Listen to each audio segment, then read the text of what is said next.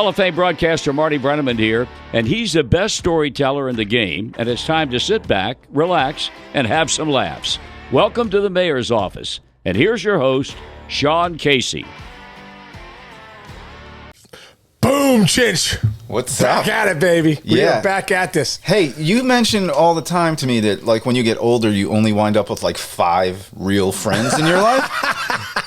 Am I correct in assuming that our guest today is one of those 5? Does he make the hand?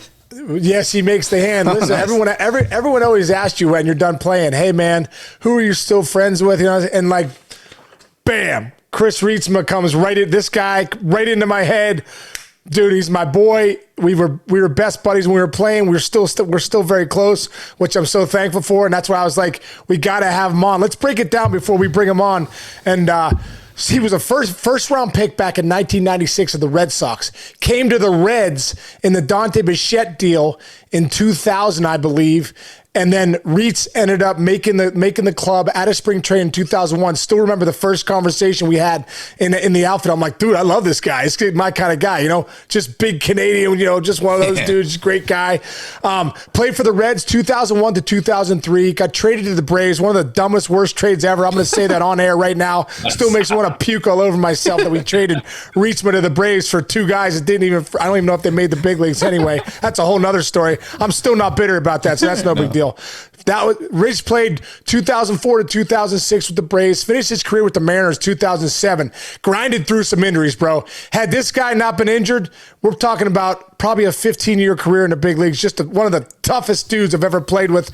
Played from Calgary, brother. Nice. Played in the WBC with the Canadians 2006. Played over the Olympics in 2008. He's been a scout for the Orioles. Still does some work for the Royals. Let's just bring him in all the way from Calgary, Alberta, Canada, baby.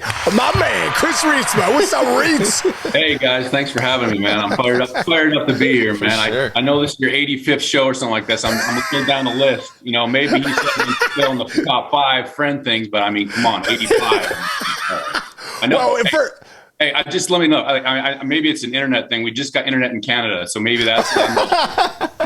Dude, that's what it is. Because when I went out to Calgary, I was like, Reitz, why do we have no service out here in Calgary? I was just wondering. I told Chinch, I was like, we got to wait till episode 81 to get Reitz on because I don't think I think they still have dial-up out there in Calgary. I've been there before. It's unbelievable. We just got color TV. We just got color TV and less hockey. That's been around for a while, but other than that, we're just coming around, man.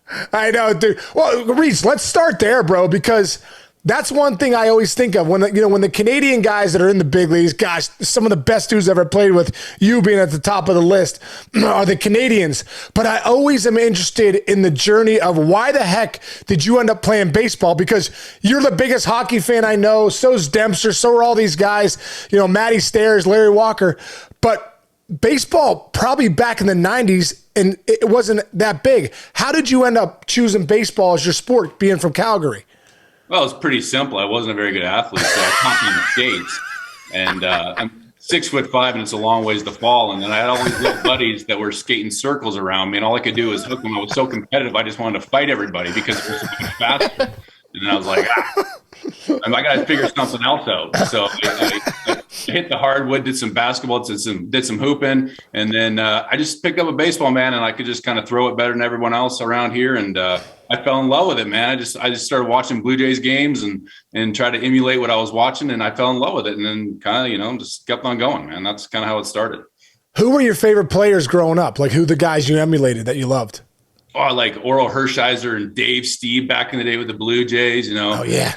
Pat Hinkin and freaking, 92, 93 Blue Jays, right? I mean, you're looking at Tony Fernandez and freaking Roberto Alomar and all these guys. I just loved it. And that kind of turned the nation onto baseball up here. And that was in my formative years through junior high and early high school. And I just fell in love with the game and just did my best to try to keep up with you American boys, You did a good job, dude. You did a good job. So you're drafted well, first off, let's go back a little bit because your dad was a pastor at River Park Church. Yep. Growing up. Can you talk about that? What was Chris Reitzma's upbringing like? Obviously, your parents are wonderful people. God, R.I.P. to your dad, Mike. What a wonderful, wonderful man. Can you talk about what it was like growing up in the Reitzma household, and some of the best lessons that you learned from your dad that you've brought with you to this day as a father? Yeah, you know what? That's a great question. I love talking about my dad. My dad passed away 5 years ago, Parkinson's disease, and I think of him every day still. But yeah, man, to answer your question, grew up in a great family.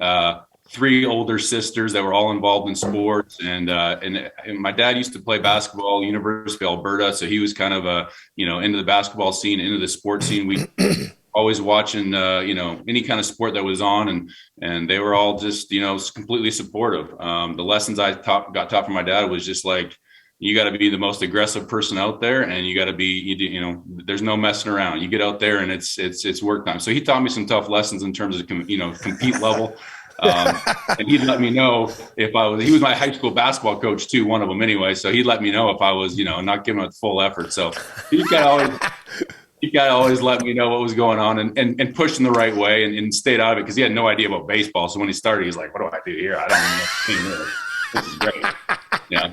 So, but always really supportive, man. Always great. Just always had the pom-poms on and didn't try to step in too much, but very supportive. So so blessed to have my parents, and the upbringing I had was just awesome, and gave me every opportunity. We didn't have. It would have been different growing up nowadays, where these kids are all these circuits everywhere and doing this stuff. I would have never been able to do that. We didn't have the money to do it, but back in the day, fortunately, we got into the right places and got seen by the right people, and let my talent take over. So, it was a great upbringing and a lot of fun and fond memories looking back, and just to kind of come from Calgary, Alberta, where no one's really playing baseball, to the doing what I did was just a lot of fun, and they were always around. So it was great.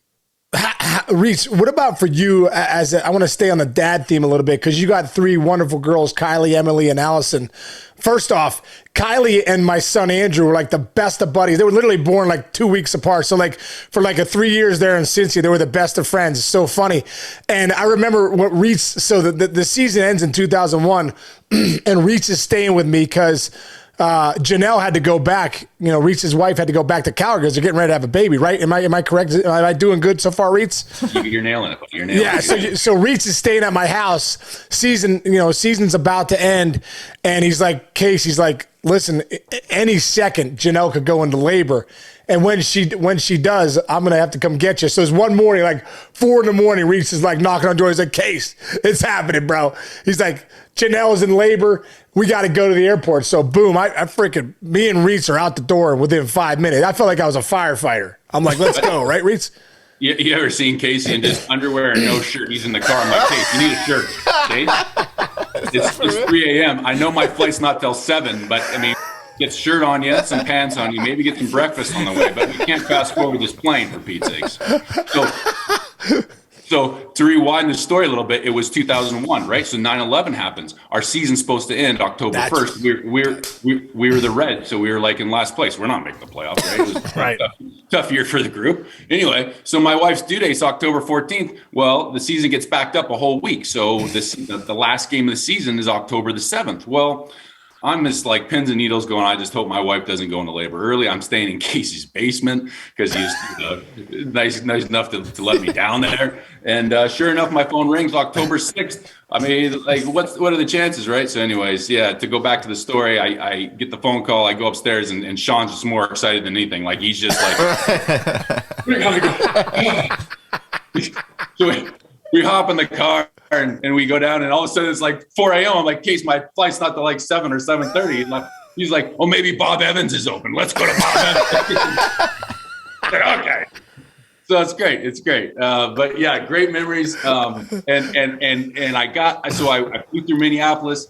That was before like cell phones, right? So it was I had a cell phone, but whatever. Anyway, so I get to Minneapolis and I call my wife. I'm like, tell me you haven't had the baby. She's like, no, we're good. Like I'm in labor, but get your ass home. I'm like, I'm at the mercy of a flight here. Anyway, I get home, I walk in the door and her water breaks right when I walk in the door. Give her a hug. I'm like, I haven't seen you in 6 weeks. Now you're in labor. I'm flying in. I got a full stomach of Bob Evans, thank goodness. And I get to get to the hospital, and my baby daughter was born 2 hours later. I made it by 2 hours. So because of Case got me there. Let's go, baby. Let's go. That's right, Reitz.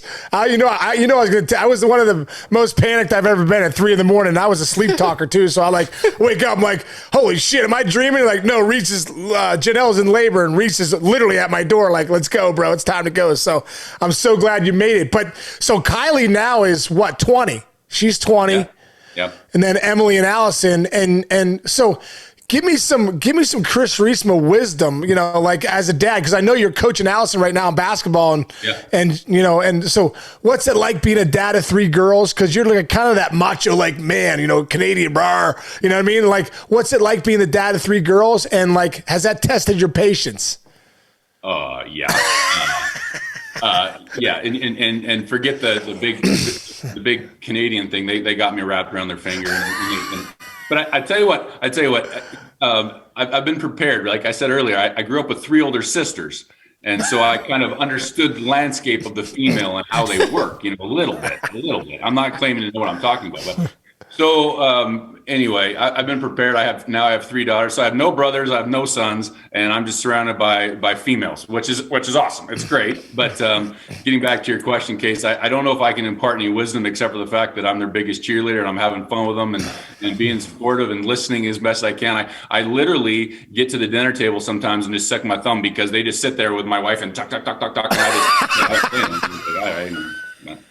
Anyway, so my daughter, like they bring home a guy, eventually here. My daughter's dating someone, and anyway, the kid comes to the door, and I shake his hand real hard, and I said, I thought you'd be bigger, son. Maybe I try to be tough. Try to be tough, but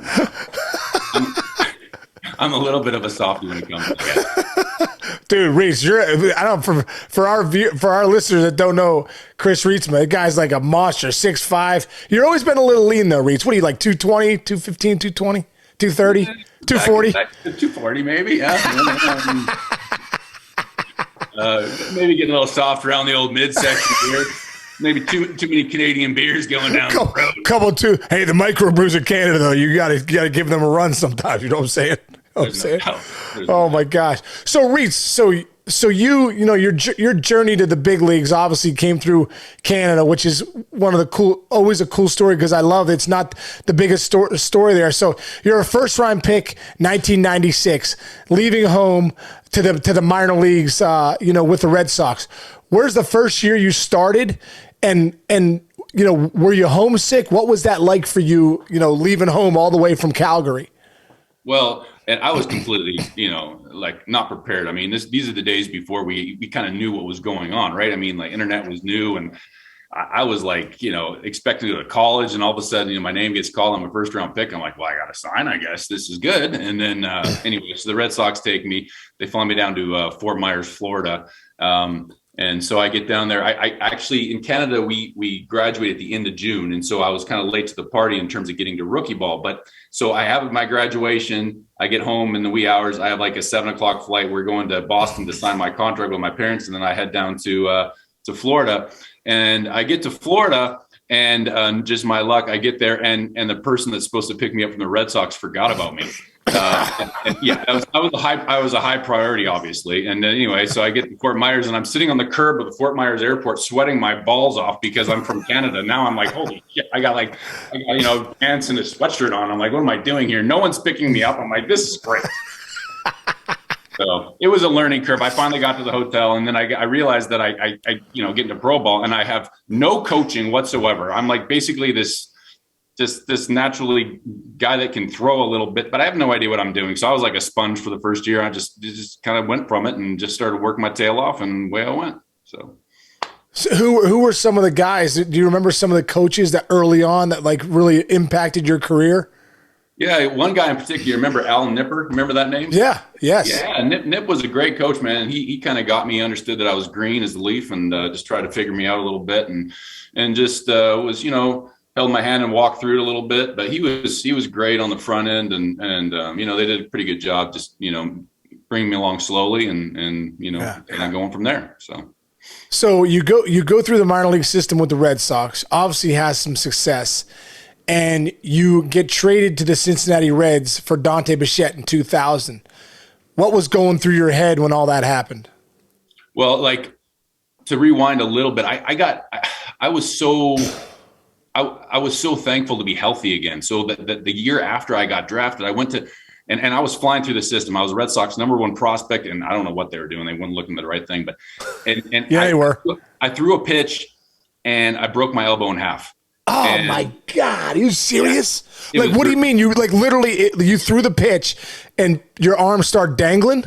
Yeah, basically the olecranon on the elbow popped up. You can see my elbow. It's like a war zone. I had 5 elbow surgeries at the end. But anyway, they put pins in, pins out, whatever. And then came back the next year and then had a stress fracture in the same arm, same place. And so to kind of, coming back from that, I was massaging 82 from the right side, tried to figure things out. I learned my changeup a little bit. I learned how to pitch, and then I finally got healthy.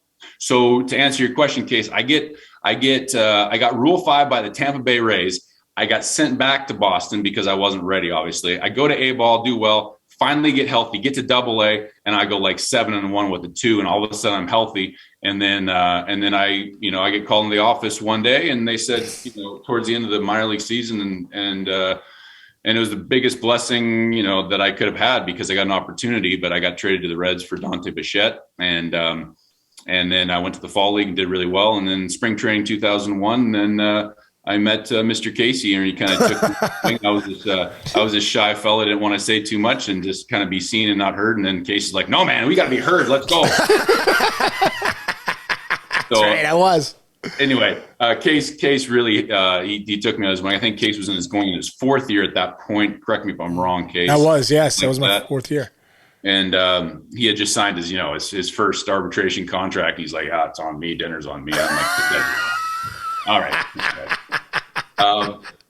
So I get to Cincinnati, and it was every major league player needs a break, and that was my break to get my foot in the door, because Cincinnati didn't have any pitching, and I walk in. And I made the rotation. And, from that point on, I was just trying to keep my head above water. Yeah, I love how you say that, Reitz, because I was the same thing with me. I mean, you talk about everybody needs a break. Came up with the Cleveland Indians behind Jim Thome.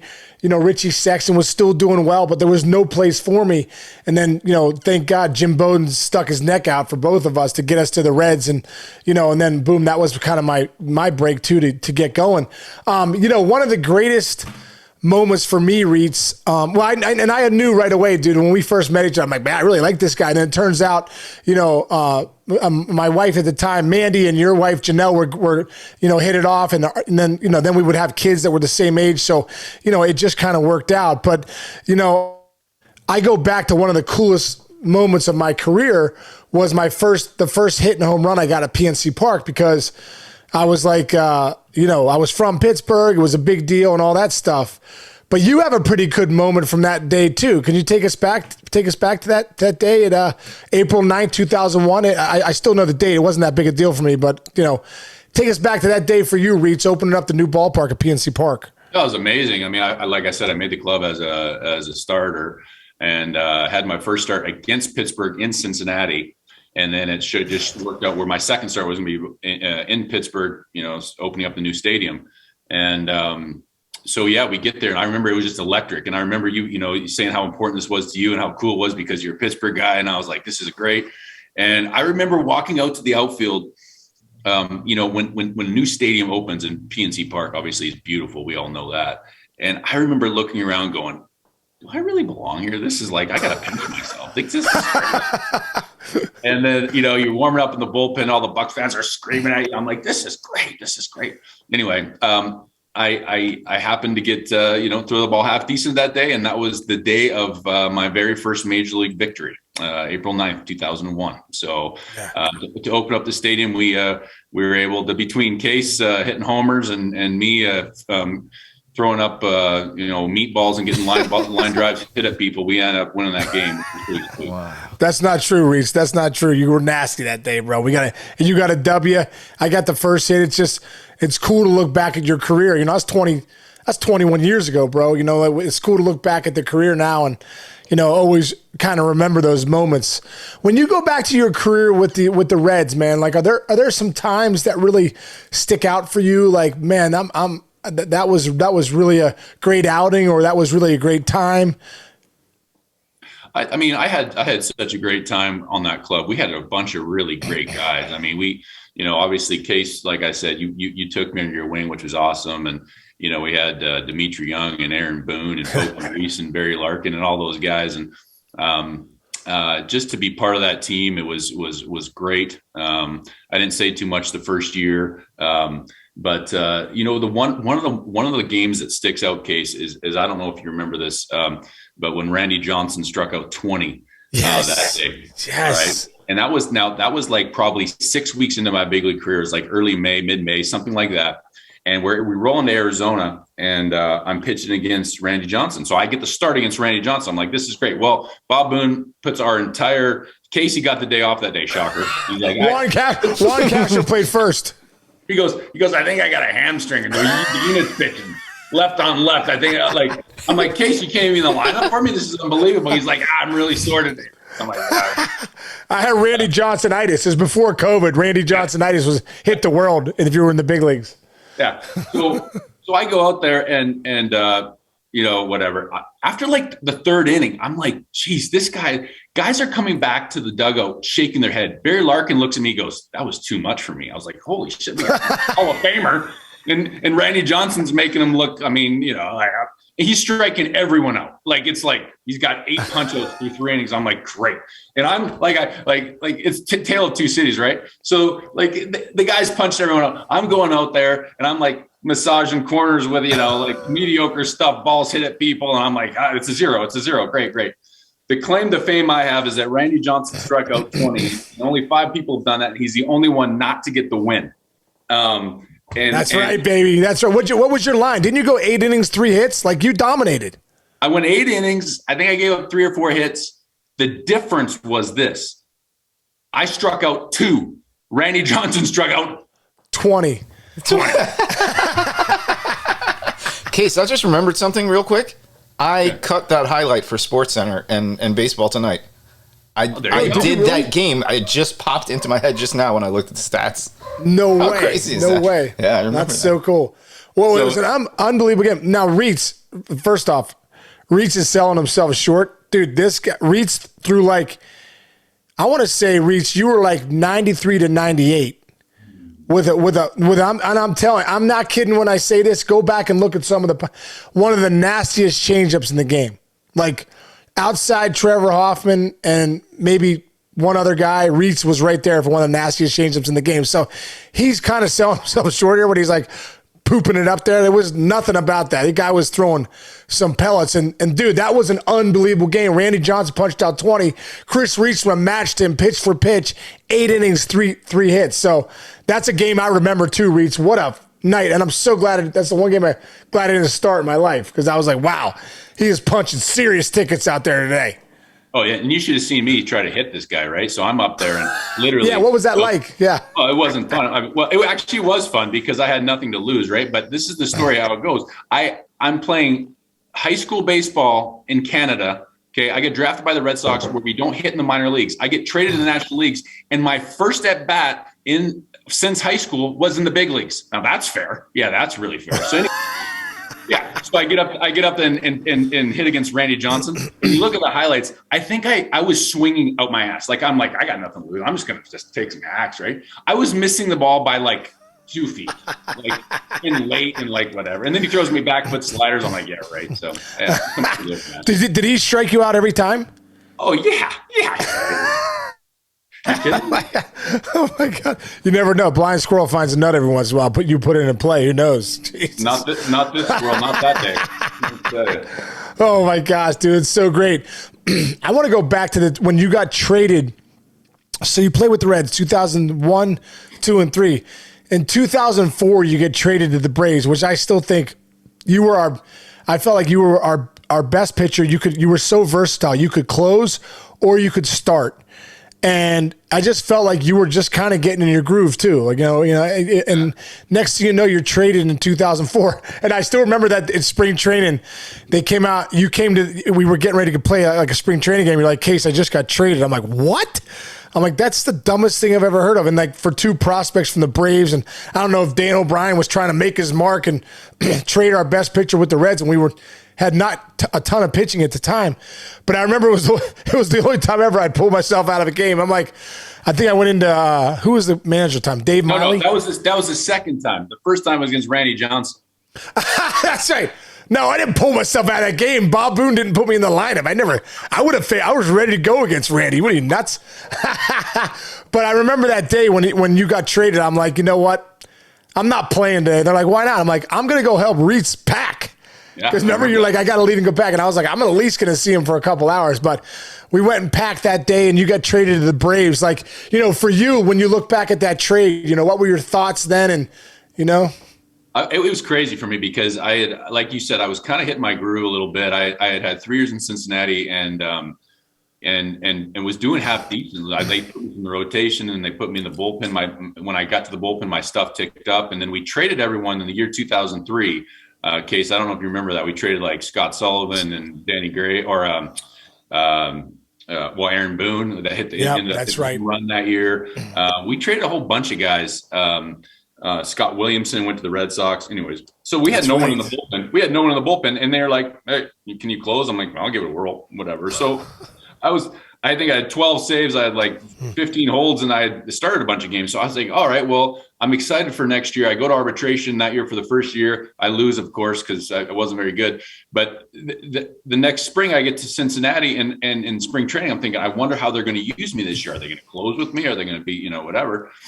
And then I got called into the office, and they told me what happened. It was like one of those pinch me moments, right? Like, really? Like, it was 2 days before into spring training. I'm like, oh, great.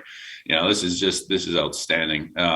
So at that time we had 2 young kids. We had a house set up in Cincinnati, and then all of a sudden I was like, we're not going there. My wife's just like, what? And I'm like, oh, yeah. The good thing is, honey, Case took the day off and he's helping us. Exactly. You got a great friend, So, dude, you go to Atlanta, and I feel like this was a kind of that especially that first year was a great experience for you being in that Atlanta bullpen with Smoltz at the time was closing, right? In 04. So you were kind of his main setup guy. What was that like playing with Smoltzy, and what are some of the things maybe that he brought to you or taught you? Well, for one, I mean, John's obviously very gifted in what he does. He's a Hall of Fame player. I was just trying to soak it up in terms of how he prepared himself mentally, and just sitting back and going, all right, like, what does he, how does he do this? And just learning as much as I could from him, but also the Braves way in terms of just learning how to win, just going there and being like, okay, like, this is exactly my role. I'm going to try to do my very best to maximize myself and maximize for the team. So I think I was the 8th inning guy there. And I had like 84 appearances. I was in every game, up 3, up 2, up 1, tied, or down 1. I was in every game. So I learned a ton that year. We went to the playoffs and did well. But a quick backstory: I get traded over there, and obviously I'm missing my buddy Case. I'm missing the guys in Cincinnati. And the Atlanta team at that time was a little bit different, like a bunch of older guys, and there wasn't a lot of hanging out all the time, whatever. So I was kind of like a little lonely, going, "Oh man!" I was like so excited to go back to Cincinnati to see my buddies. So we play the Reds, and this guy over here is, anyway, the first at bat I ever have against Sean Casey, I come in the 8th inning, and I'm like, he's sitting on my changeup, man. He's sitting right away on my changeup. I'm gonna try to sneak my heater by him in case just goes, shut up! First pitch he ever sees, he hits a homer. No, really? Yeah. No! Yeah. What a dick! That's why I'm on this podcast, because he wants to talk about it. you brought it up, bro. I didn't say anything. I was going to move past that. I know, we do. I got to be honest. We do all this prep. He did not mention that, but now I know why. I will tell you, though, it was good for both of us. All right, so obviously he hits a go-ahead homer. It was a 2-run shot. We were up like 3-2. Now we're down 4-3. But we came back and we won the game, and I was the winning pitcher that day. So Case calls me like, hey, it worked out for everybody. I'm like, yeah, it worked out for you, and I guess I got the win, but my ERA went, woo, and my pride is a little bit hurt. Oh, my God. That's a great one. Well, you know what's funny, Reitz, how you overthink things. My thought process was, I'm not getting to that changeup. Like, I'm first pitch hacking because he's going to throw me the heater, and then he's going to drop 3 changeups on me, and I'm going to look like Bugs Bunny. I'm going to spin myself into the dirt. So I'm like, you threw me a heater, which I don't really hit high fastballs, but you threw me like 94, 95 at my neck, and I tomahawk chalked it for a bomb. But I didn't feel good about it, Reitz, and I must admit, I don't know if it was the only time in my career I was like, all right, at least Reitz got the win. Like we somehow blew it in the 9th, and Reitz got the W. So I didn't feel so bad about that. But gosh dang, you're right, man. It was so weird facing you, dude. Like I remember a couple weeks into the year, I'm like, wow, Reitz is on. I just took the first day off ever in spring training to unpack this guy. Now I'm facing him in a huge situation. So sorry about that, bro, but I'm not sorry now after all these years, you know. Hey, I tell you what, hey, Casey, you've always been an amazing hitter, man, and you know it doesn't surprise me that you turned me around. So it was we did celebrate a little bit. I think we had a couple beers that night and just kind of gave each other a hug and say, hey, it's all good. The next time I watch the head, I'm gonna come by a little higher up. Well, dude, you did, obviously getting to know you so well as one of my best buddies. I remember one night in St. Louis, we came back, we played in the Cardinals, we came back, had a couple cervezas, and like, next thing you know, Reitz is like, you want to wrestle? I'm like, no, I don't want to wrestle. But I was like, all right, I'll wrestle you. We're in the room. And remember, we're in the hotel. We start wrestling, bro. That's when I was like, I found out what real Canadian strength was. I was in a pretzel in like 0.7 seconds. I'm like, all right, Reitz, you're actually hurting me. Do you remember that, Reitz? I do, actually. I do. I don't know. I don't know how it came up, but I remember the room was an absolute mess because we were throwing around each other pretty good. And then Case was tapping out, and it was awesome. Who won? Oh, he won. He won. I mean, it wasn't even close, Chinch. It started off as a fun wrestling match. Yeah. We're like, ha, ha, ha. And then all of a sudden, Reach goes into like gear 10. I didn't know. I thought we were at gear 2, just having fun. It was after a game, whatever. And then next thing you know, I'm in this unbelievable camel clutch from Alberta camel clutch. I can't even move. And I'm just like, I'm like, all right, Reach, uncle, I'm tapping out before they even knew what tapping out was. It was unbelievable. Hey, Case, oh, my God. Case. Speaking of St. Louis, should I tell your group here a little story about St. Louis, the hotel there? Go ahead, bro. Please Go ahead. Rich, can I do that? Can I tell a little story about I cannot wait. I can't wait. Go for it. Is this the riverboat story? No, that's another one. Okay, so let's line them up. Let's start with this first one and let's go here. This is awesome. So yeah, we're in the Hyatt down there. They got the train coming through and all that stuff. Whatever. So Case and I, we go have a couple beers after a game, and we've already talked about Casey. Case, have you let your viewers know about your sleeping problems over the years? A little bit. Yes, a little bit. Okay. So Case has. I need to let him know more. It was bad back when I was playing with you, though. So this is before he got diagnosed with his sleep disorder or whatever it is. I don't know what it was. So this is the story. It's called night terrors. Night terrors. They're real. It's real shit, Reitz. It's real shit. So this is what happened, and I'll never forget this until the day I die. This is one of my favorite stories ever. So we're having beers with a couple of guys, and Casey's like, "Hey, Reitz, I'm a little tired. I'm gonna go back to my room." I'm like, no problem, cool. I'm on the same floor as Case, but I'm like way down the hallway. Like I'm like whatever, 10 doors down. So he goes back. I stay for another beer, whatever. I go back to my room, and I literally get to my floor. And I'm looking down the hallway, and there is Sean Casey locked out of his room in his underwear, completely asleep on all fours. On all fours. And I'm like, is that Case? Case. And he all of a sudden I say, Case, and he looks at me, he's still sleeping. He looks at me. I'm like, geez, what's going on? And he's so, paint the picture, close your eyes, paint the picture. Sean Casey in his underwear on all fours in a hotel, he's looking underneath the door. And he looks at me, he's like, shh, shh. I'm like, okay, what's going on? He goes, there's rats in my room. And he's sleeping. He's looking underneath the door, and he's like convinced there's rats under his room. I'm like, he's like, and I know, like, you know, the little bit of issue he had with his sleep there. And I'm like, how do I wake this guy up? Because he's sleeping. He's convinced there's rats in his room. So I go in there and I'm like tiptoeing, like, Case, and I like tap him. He's like, what's going on? Where am I? And I'm like, he's like, why am I on the hotel floor in my underwear? I'm like, all right, Case, I got you. So we walk back to my room after he's like sweating profusely because he thought rats were getting him. And I'm like, hop in my room. I go down, get his room key, get him back into his room. But that was one story I'll never forget. Oh my God! Wait, what was the story you were going to say, Sean? I'd like to say that's not true, but it is true. And I had many of those stories. That happened to me one time in Boston, one time in St. Louis, probably a few other times. Just I had these thing called night terrors, bro, and I'd wake up and I swear to God, I'd see these animals in my room.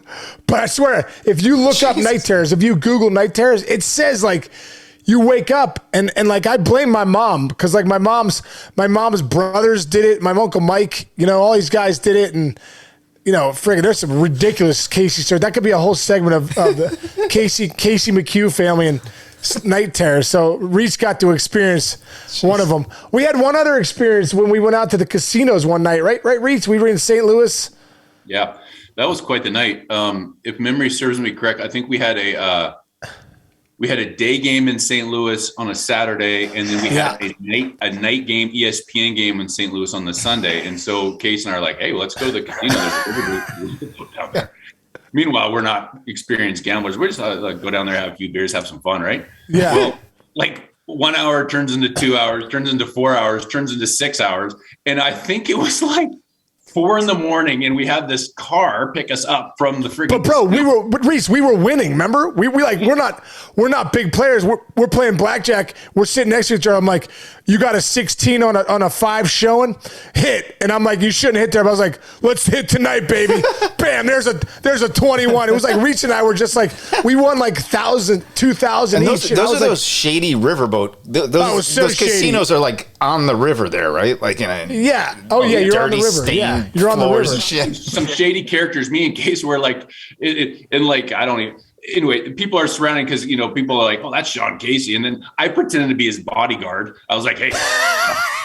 No one knew who I was, but everyone knew who Sean Casey was. But yeah, we were playing like kind of like a lower limit table, but we couldn't lose. Like we had, and we laughed and laughed. We knew everyone's name in the entire place, like all the dealers. Like you guys are still here. Like you know, Nancy came back for round 3 after 4-hour shift. We're still playing the same game, right? And she's like, "This is awesome." So, well, dude, no. Remember we met those some of the dudes at our table we became buddies with, and we didn't have a ride home. And back then there was no Uber. I don't know if there was cabs or whatever. And we walked out of the casino like 4 in the morning, a couple grand up, and we asked the guys, "Hey man, is there any chance you could take us home?" And then we're like, "We'll leave you 4 tickets tomorrow for the game." That's right. They did. Yeah. So they took us home, and then the next day we left them 4 tickets, and they came down to the dugout before the game, like, "Hey, what's up, Case and Reitz?" We're like, "Hey, what's up, guys? Great time last night, Riverboat Casino, me and Reitz." Oh my God, dude, so great, man, so great. So Reitz, 2004, you get traded to the Braves. You're there 04, 05, 06. What was it like? What was it like playing for Bobby Cox, man? Bobby was awesome. Bobby is just great. You know, I mean, all the stories you hear about him, he's like, you know, he's like your grandpa with pom poms. Like he's a cheerleader, man, and he has a couple rules. You know, like don't be late, make sure you're wearing the right things, and play hard.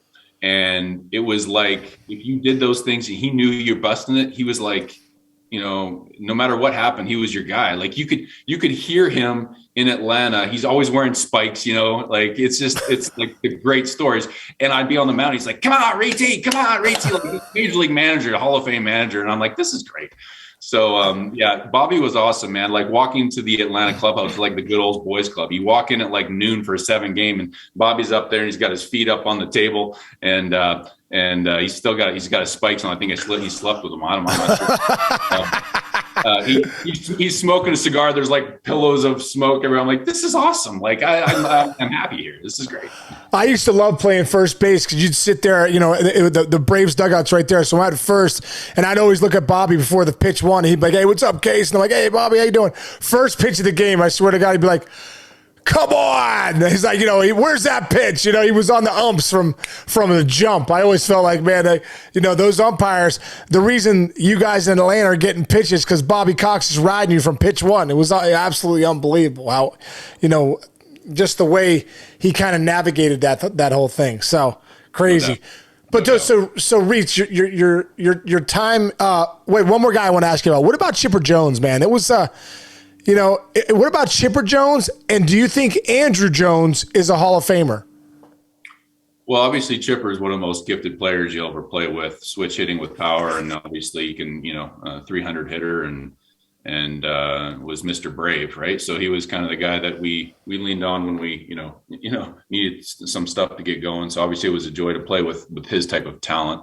And then obviously Andruw Jones, to me, he was the center fielder that it was amazing how shallow he would play, and then balls that would be hit, and you're like, oh man, that's in the gap. And he'd be camped under it. You're like, this is unbelievable.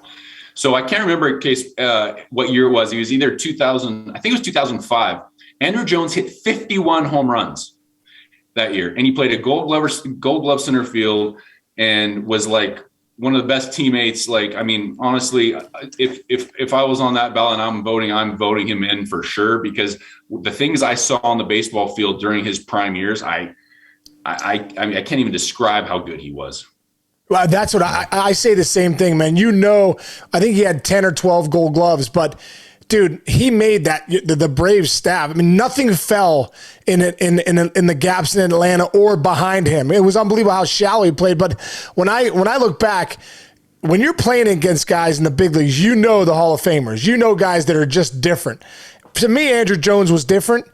Over 400 some homers. I think a lot of people look back at his end of his career with the Yankees and, well, he hit 210. Like, are you kidding me? Nowadays, if you hit 210 with 40, you're freaking getting $20 million a year. Yeah. For me, Andruw Jones is a Hall of Famer. And like I said, for you, being a guy that was pitching when he was making some plays, you kind of have a unique perspective on, how good he was. Yeah. And you know what? One thing, Case, sorry to interrupt. He was a super accountable. Like, he was very accountable. So like one day we're in Texas, I'll never forget it, and I get someone to hit a ball in the gap, and it should have been caught, but he lost it somehow at the very end. He called for it and he lost it. The ball bounced, and I'm shocked. I'm like, he should have had that because he's that good. Like, you'd come to expect it, right? Anyway, inning ends, come in.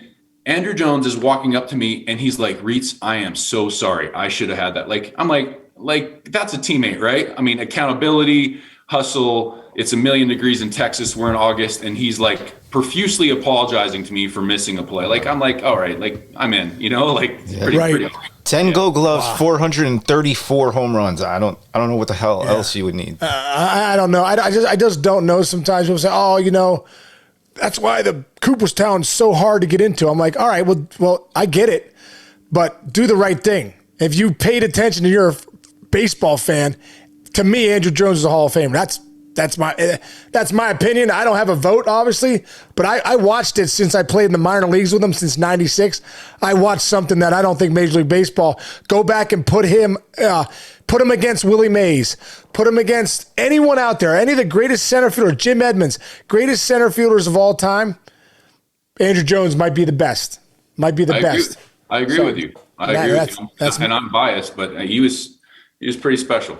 Yeah, he was really special. So, Reitz, you leave the Braves and you end up going to Seattle for really 1 year in 2007. Take us through that path. And, obviously, I always look at you, Reitz. You're one of the toughest dudes I've ever played with. But for a guy to break his elbow in 2000, in when your second year in pro ball, and to kind of, I know you were grinding in 2007. I know we went out to Seattle to play you guys when I was with the Tigers. And I know you were telling me, Case, every pitch I throw is bone on bone. and the pain's phenomenal. And you kind of gutted it out. Can you just take us back to that last year? And, what was it like having to grit through some of the pain that you had? Well, it was tough because, to rewind a little bit, in 2006, Smoltz is back in the rotation and all that stuff, and things are going on. And they finally say to me, because in 2005, I think I had 15 or 18 saves. I can't remember what it was. And I was doing both setup and closing. And then finally in 2006, they said, Reitz, the job's yours. You can be the closer of the Braves. And the first month goes by and things are good. I had 6 or 7 saves. Things were good. And I can't remember. I think we were playing in Atlanta against Houston, and I threw a ball up and in, and all of a sudden I lost all feeling in my hand, and I hit someone in the head with about 95, and it was like terrifying. I'm like, holy cow, my hand's shaking like crazy, and I'm like, I can't feel my hand, like it's gone, like I don't know what's going on. So I go back in, ice it. The next day, try to go back out there again, and same thing, same stuff happened. So long story short, I had a nerve problem because all my there's no room in my joint anymore because of the broken bones and the surgeries and all that stuff. And my ligament was fine, but there was no room for my nerve, and so I had a ulnar nerve transposition to the other side. So I lost that whole year in Atlanta in 2006. I think I had surgery in June, and I was gone. Which was too bad because if I was healthy, I think I could have, that would have been my free agent year. It would have been great. So long story short, the Braves non-tendered me because of the situation. And I was a free agent and signed with Seattle. And my arm after that ulnar nerve thing was never the same again. And I got back and I was just grinding. It was miserable. Like one of those ones where you hope that when the bullpen phone rings, it's not for you because the pain you're going to go through. And I kind of knew at that time I was getting towards the end. And then I had another surgery in Seattle because I had bone chips and spurs and a whole bunch of things. There was just nothing left. So yeah, that was kind of a frustrating way to, kind of go through my last couple of years, because I think that if I was healthy, I would have obviously been able to pitch a lot longer with more success, but my body, my elbow just completely gave out and got to the point where, that was kind of it. So I went back to spring training in 2008 on a minor league invite and was the Mariners' last cut. Just because my elbow wasn't very good, and they said, "Hey, man, go down to AAA for a little bit, get healthy, get ready for we'll call you back up." And I just walked in, and respectfully, I retired on my own in 2008 in the spring, and took it to the house.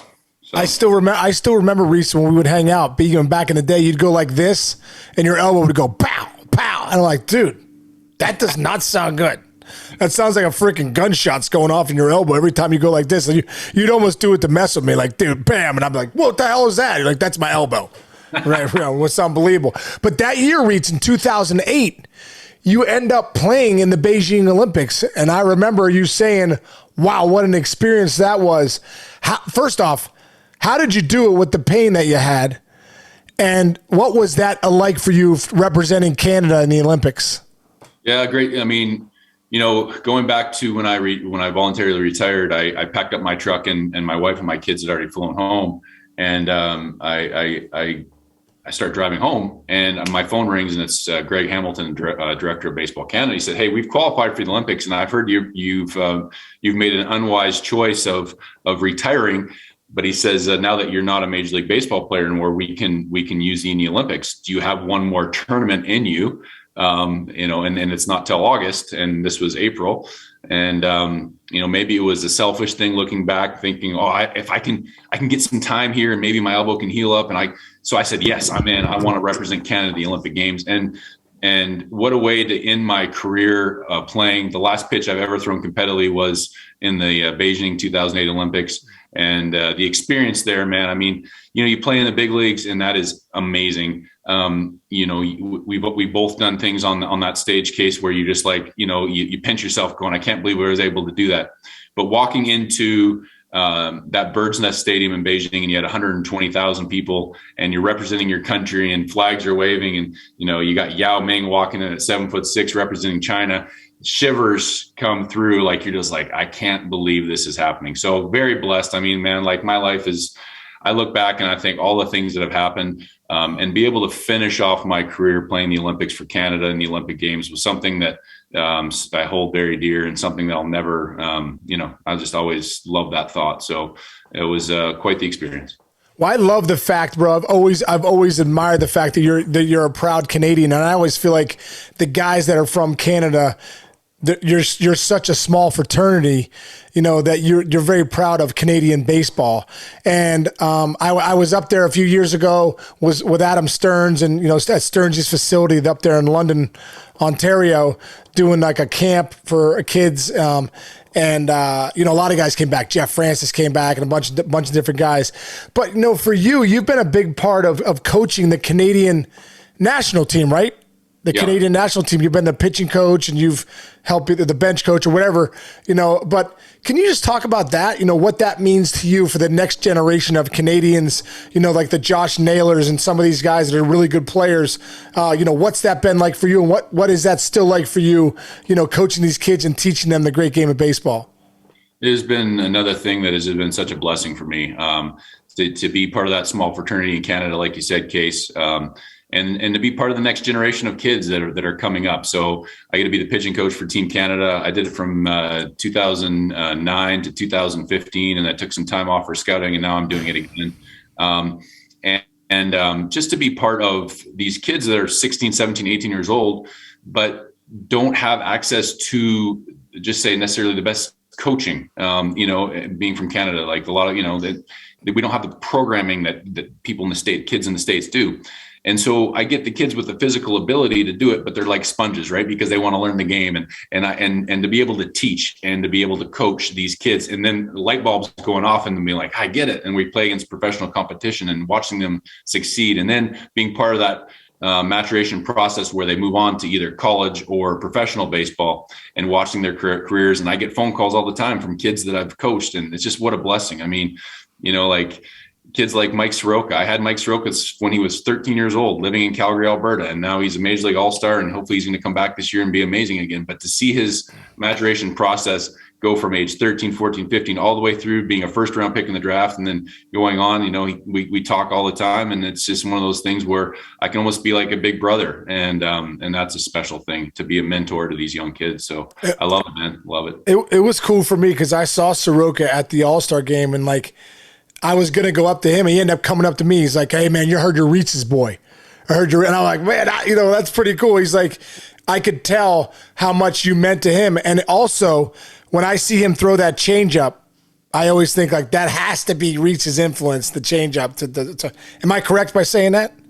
Well, he does it, right. I've told him and taught him the mindset around it, and maybe a grip here and there, and how to master it in terms of like throwing programs based on mastering a changeup. I've helped him with that, but I mean that he's a special talent. I'm not going to give him credit for what he does because he's special. It was more with him. It was more of the mental aspect of like how to approach hitters, how to attack hitters, how to set up hitters.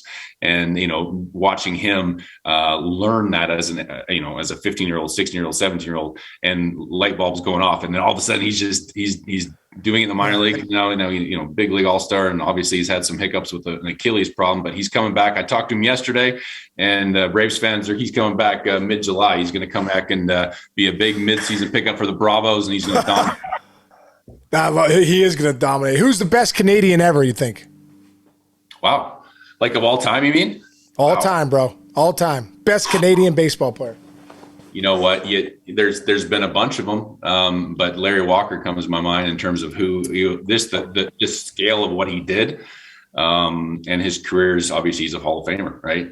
But there's been some really great players come through, and it's amazing to see the fraternity. Joey Votto's, the Justin Morneau's, the Ryan Dempster's, obviously I've never met Ferguson Jenkins, but I mean, what a career he had, right? But if you ask me that question, the first name that pops in my head is Larry Walker. Case. Yeah. I was going to say the same thing. I know Larry Walker, Fergie Jenkins, those are two of the guys, but man, Larry Walker was special, man. He was special. I'm glad you said Joey Votto. Maybe when it's all said and done, he might be in that mix too, down the road, but we'll wait and see. Well, I got one more story and then we're going to finish up with one of the things we do for 9 and 90. But Chinch, you know, bro, you were asking me about who are your great buddies, and Reitz is always the guy. Bam, Chris Reitsma is the first guy. So a couple years ago, he calls me. He's like, Case. He's like, brother. He's like, I'm turning 40. My buddies are having his buddies are crazy. The Canadian friends are nuts. Like, I mean, so it's like me and my buddies are getting together for my 40th birthday. We're going on a ski trip to Revelstoke up in the Rocky Mountains, right? The Canadian Rockies. And I'm like, good for you, Reitz. That sounds freaking great. He's like, no. You gotta come. You gotta come out here. I'm like, dude, I don't ski, and I'm not skiing in the Canadian Rocky Mountains. That doesn't happen, right? He's like, dude, just do it for me, 40th birthday. Here we go. And I'm like, all right, bro, I'll do it for you. But I'm going to come out there. I was like, I'm going to come out there. I'm going to hang out. I'm going to have a couple pops with your buddies. You know, I know those guys. Adam Stern's going to be a great time. He's like, all right. So I pay for the flight out there. You know, I meet Reitz, picks me up. It's like $1,500 to go to this place called Revelstoke, Chinch. Like, okay. I don't even ski down the slopes here in my yard. I'm like, the only time I've ever skied was in 6th grade. I almost killed 45 people in the ski lift line. I came down, I didn't know how to stop. I'm like, heads up, and like to wipe out 3 old ladies, or like get this guy off the slopes. So that's all I have in my mind. And Reitz is like, bro, get out here. We'll have you take some lessons. We're all good skiers. We're gonna help you out. So I'm like, all right. So I'm just going on here. So boom, we go out there. First day we go to Revelstoke, and I'm like, all right, man. I'm like, I need to get a lesson. So I don't know how Reitz keeps talking me out of the shit that I need to do, but he's like, bro, listen, you don't need a lesson. I'll give you a lesson when we get up the mountain. So I'm like, all right. I don't know why to this day, I'm like, that sounds like a good idea. I'm like, all right, let's do that. So I go get my skis. Everyone has their skis. They're all fired up. You could tell they know what they're doing. I have no idea what I'm doing. Literally, I don't even know how to put the freaking skis on, but I'm just trusting Reitz because he's my boy. So I'm out here in Revelstoke. I think it's one of the 3rd or 4th hardest resorts in the freaking world. You know, we have a couple Seven Springs and like Deep, another one, I can't remember what it's called, Hidden Valley. They're like bunny slopes, right, compared to Revelstoke. So here we go. We're in this gondola, right? So at the places I go in Pittsburgh, there's little ski lifts. You're on this chair like this. You're like, hey. Then you get off and you go down the mountain. Well, we get in this freaking gondola, me, Reitz, and a couple of his buddies. Bro, they close the door, and I'm talking to Reitz. Yeah, bro, this has been, it's beautiful out here. It's so great, blah, blah, blah. As I'm talking to Reitz, I realize we're still going. We went through a cloud, dude. This is when I knew shit was getting real. We went through a cloud, and I look at Reitz and go, did we just go through a cloud? He's like, yeah, bro. I go, these aren't the kind of mountains we have in freaking Pittsburgh, dude. Like this is I should have taken a lesson. This is one of the dumbest things ever. And Reitz is like, you're good, bro. You're good. I'm like, no, I'm not good. So next thing you know, it's the first time I was speechless in my life. 25 more minutes, bro. It took 45 minutes to get up this mountain. I don't say another word. I start turning white. Like I don't even know how to ski. So we get off this gondola. And I'm like, Reitz, you got to give me a lesson, dude. I don't know what the hell I'm doing. 45 minutes up a freaking Canadian Rocky Mountain. I'm shitting my pants on the way up. I haven't talked 25 minutes. This is such a terrible idea. You're a bad friend right now. Like, this is the first time I think you're a bad friend. So he's like, oh, man, you'll be all right, Case. So sure enough, he's like, come over with me. So he's like, get in the snowplow position. So I'm snowplowing. Reitz is next to me. Dude, I swear to God, Chinch, 5 feet fall, 5 feet fall. 5. So I'm like, how am I going to get down this mountain? Like, all I could think about is I'm going to pick my skis up and just run down the mountain, right?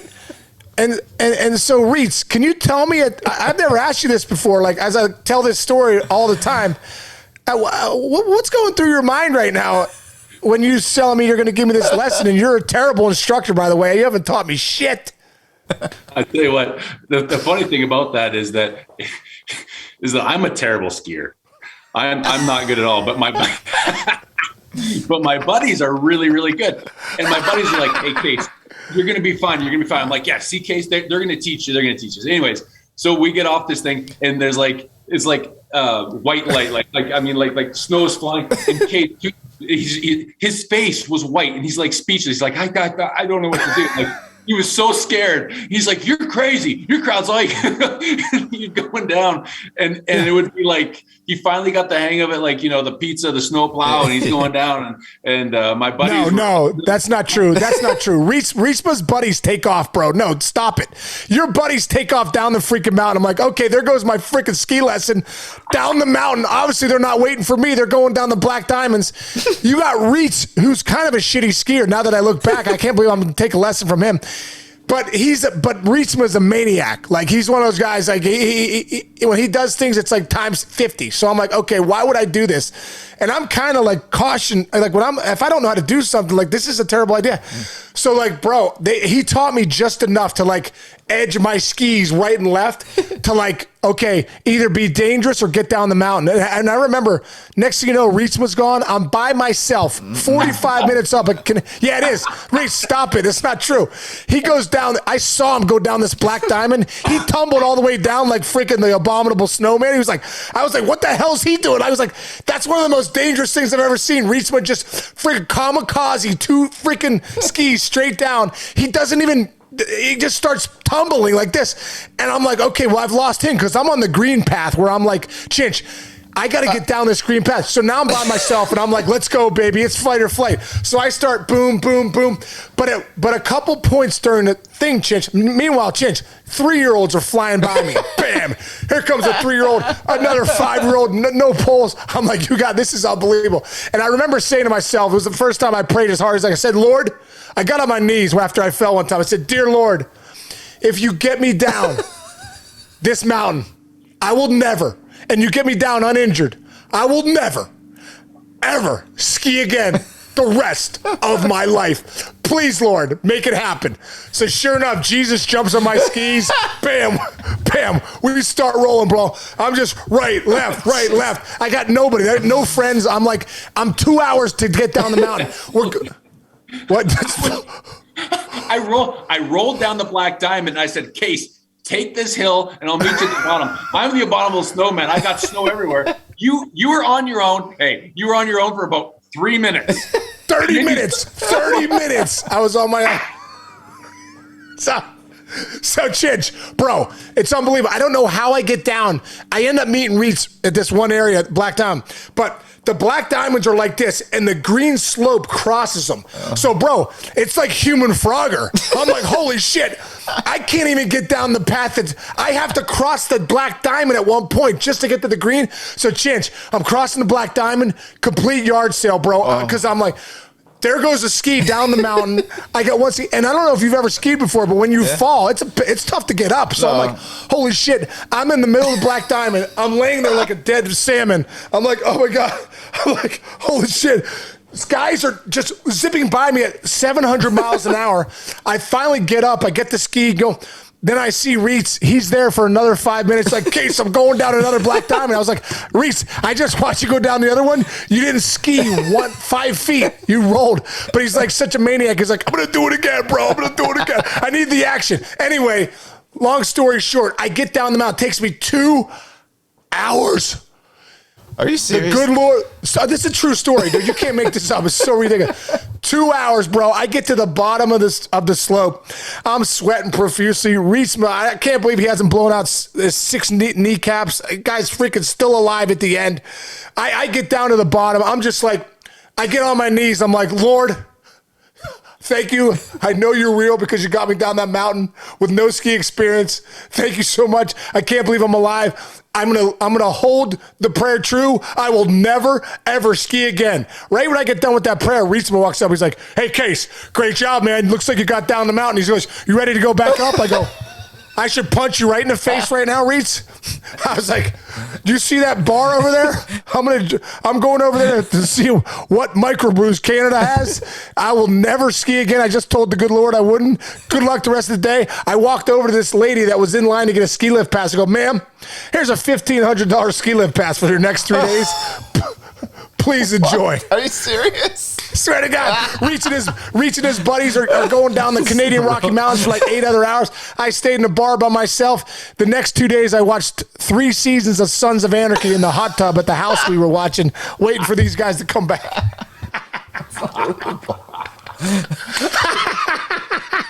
Tell him, Reese. That's a true story.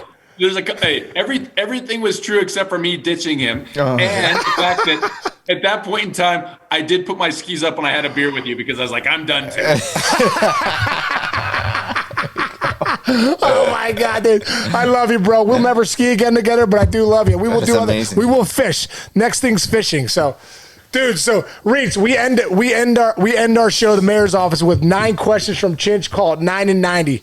Chinch is going to ask me a question. I'll answer it. Then, bam, you answer it. It's pretty no-brainer stuff. So, go ahead, Chinch. Take it away, brother.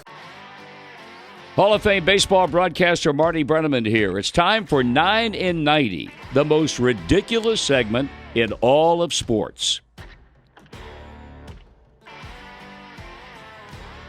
Real quick, one quick public service announcement for the ladies that watch our show, which I think are only 6, and one is Sean's mom and one's my wife. Watch us on YouTube. This is a handsome fella right here. I'm straight as an arrow, but woo, good-looking man coming in here right now. I'm confident enough in myself to say that about you, dude. You need some more glasses, man.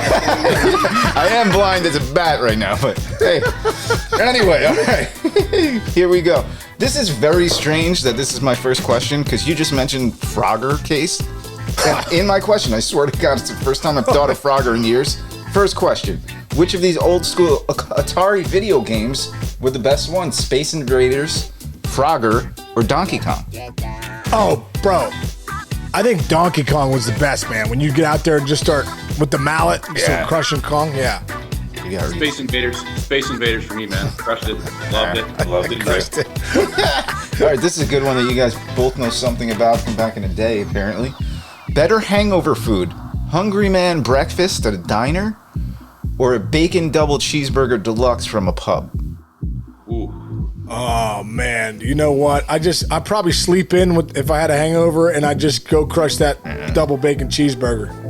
Yeah, I'm opposite. I'm gonna go to the diner and get a bunch of coffee and get a bunch of sourdough bread. There you go, sourdough. Soak it up. Nice.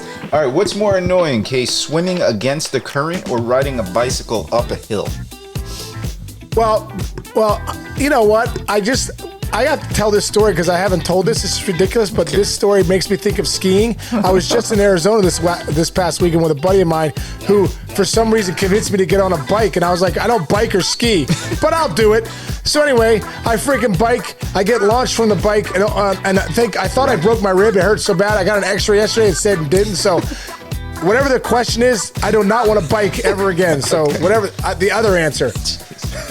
I'm with Case on that one, the biking. I have a buddy of mine named Chris Groot. He's like this biker guy.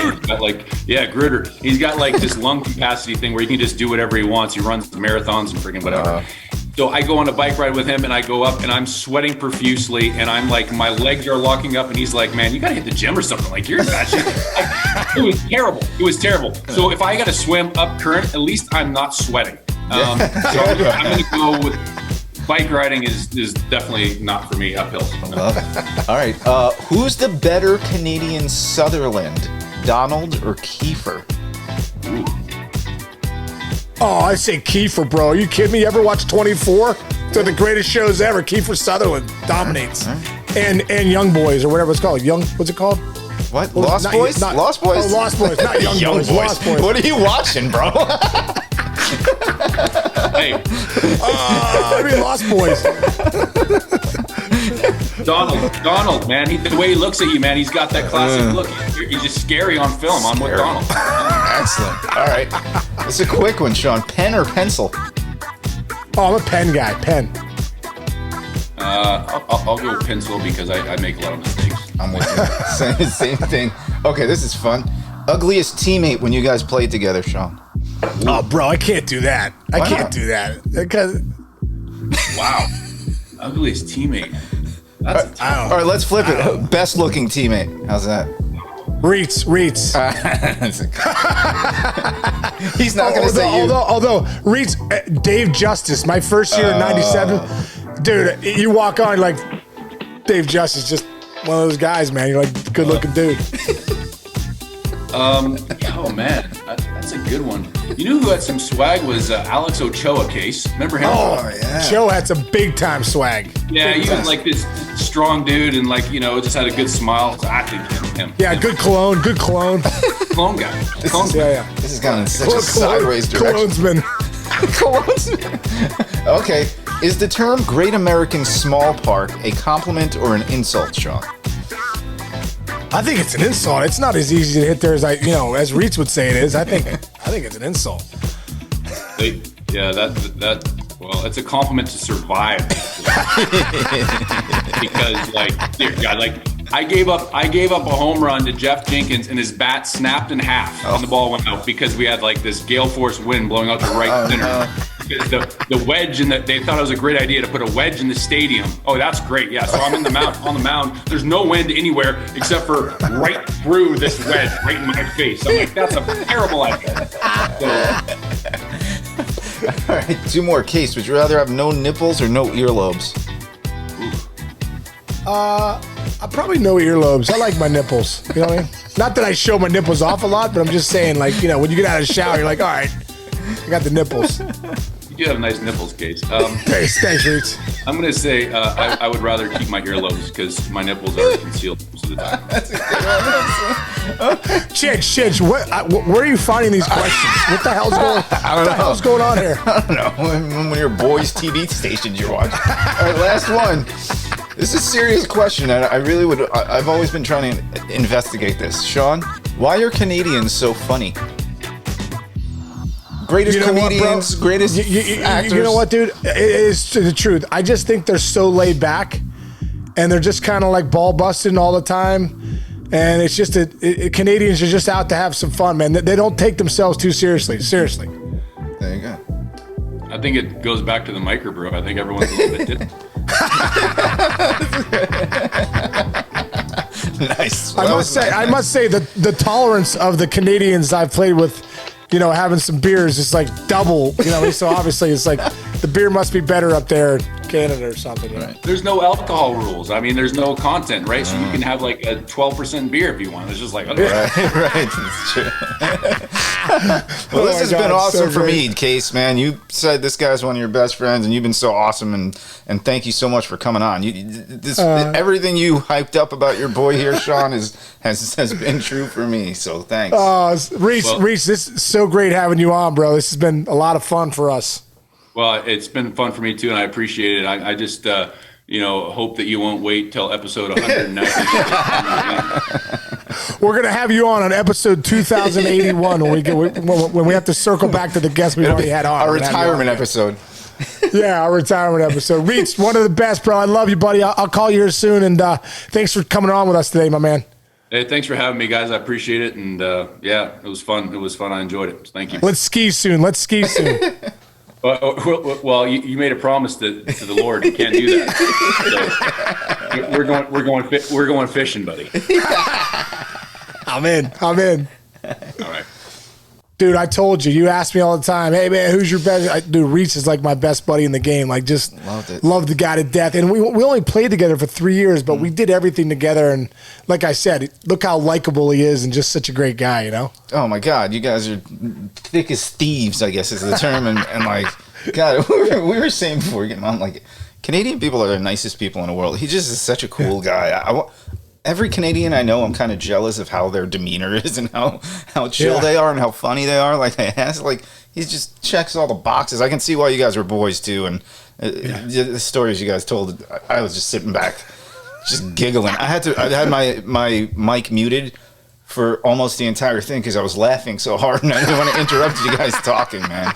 So great. So great, man. It's great. Yeah. It's great to have that, reminisce about the old times. And like you said, man, the Canadians they're such good people. Yeah. And we have the NHL, network at MLB. All good guys. So we've met a lot of those guys, such good dudes. And even some of the Canadians I've met, that are from on the Pittsburgh Penguins, like Sid Crosby and those guys, just really good people. So Chris Reitsma is right up there as one of the best Canadians ever for me. So great show, brother. Yeah, man. Love you, Chinchy. Great time. And we just want to thank everybody out there for listening to us. We see you listening. We see the numbers going up. Yeah. Keep downloading and subscribing us, sharing us with your friends, and keep helping us grow here at the mayor's office. Chinch. And ladies, watch it on YouTube. He's a good-looking man. Yes. And the ladies, watch it on YouTube. Chris Reitsma for He's a GQ model too on his off time. All right, bro. See you next week. All right, brother. Love you, Chinch. See you, brother. See you. See you, buddy.